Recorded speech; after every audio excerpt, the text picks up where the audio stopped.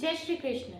कल हमने भगवत गीता के चतुर्थ अध्याय में पढ़ा कि भगवान श्री कृष्ण कहते हैं कि जो मनुष्य मुझे प्राप्त करने के लिए अपने कई जन्म मेरी भक्ति में गुजार देता है, मैं भी उन भक्तों की सब इच्छा पूर्ण करता हूँ और परलोक में भी अविनाशी सुख प्रदान करता हूँ।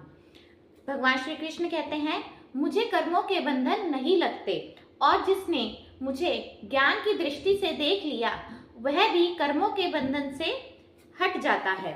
अब हम आगे पढ़ते हैं। हे अर्जुन, कर्म कौन से होते हैं और अकर्म कौन से होते हैं, इन दोनों को समझना बड़ा कठिन है। बड़े बड़े पंडित भी भ्रांति में पड़ जाते हैं। अब सुनो, मैं तुमको वह कर्म समझाता हूँ जिन कर्मों को समझकर तुम इस दुख रूपी संसार सागर से जल्दी पार हो जाओगे। हे अर्जुन, वेदों का जो त्रिगुण ज्ञान, उस ज्ञान के अनुसार चारों युगों के जो धर्म हैं, उन धर्मों को कर्म कहते हैं। और इस त्रिगुण ज्ञान से जो भिन्न मेरा निर्गुण ज्ञान है, उस ज्ञान के अनुसार जो मेरा धर्म है, उसको विशेष कर्म कहते हैं। और जो हिंसा रूपी पाप कर्म है, उसको अकर्म कहते हैं। इन तीनों को पहले ठीक प्रकार से समझना चाहिए और पीछे कर्म करना चाहिए। फिर मैं भी उस धर्म रूपी कर्म में सहायता करता हूँ। जो पुरुष धर्म रूपी कर्मों में अधर्म देखता है और जो अधर्म रूपी कर्मों में धर्म देखता है, वही पुरुष सारे जगत में पंडित है और वही सब कर्मों के करने वाला योगी है।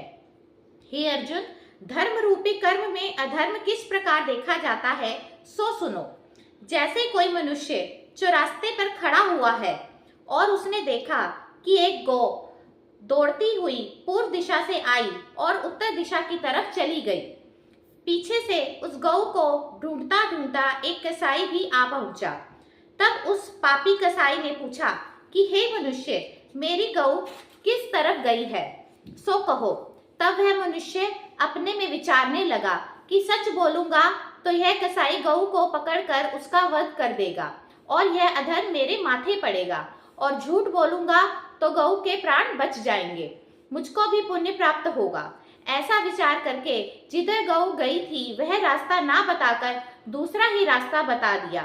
फिर वह गौ कसाई के हाथ नहीं आई। जय श्री कृष्ण।